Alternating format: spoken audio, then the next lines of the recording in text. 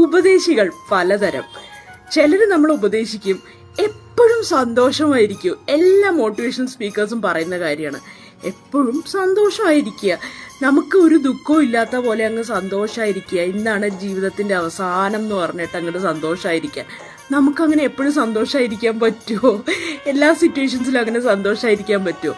പിന്നെ ചില ആളുകൾ ഉപദേശിക്കുന്നതാണ്, നമ്മളായി തന്നെ എല്ലായിടത്തും നിലനിൽക്കണം. നമ്മളാവാൻ പോയാലുണ്ടല്ലോ, നമ്മുടെ അഭിപ്രായങ്ങൾ എല്ലായിടത്തും ഒന്നും പറയാനൊന്നും നമ്മളെ കൊണ്ട് പറ്റില്ല. നമ്മൾ സ്വീകരിക്കുന്നിടത്ത് മാത്രമേ നമ്മൾ നമ്മുടെ അഭിപ്രായം കൊണ്ട് പോയിട്ട് കാര്യമുള്ളൂ.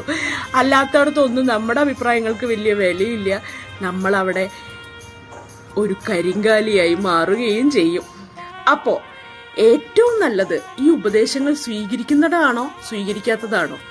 നമുക്ക് ആ സിറ്റുവേഷൻ അനുസരിച്ചാണ് ഉപദേശങ്ങൾ സ്വീകരിക്കണോ വേണ്ടയോ എന്ന് തീരുമാനിക്കേണ്ടത്, അല്ലേ?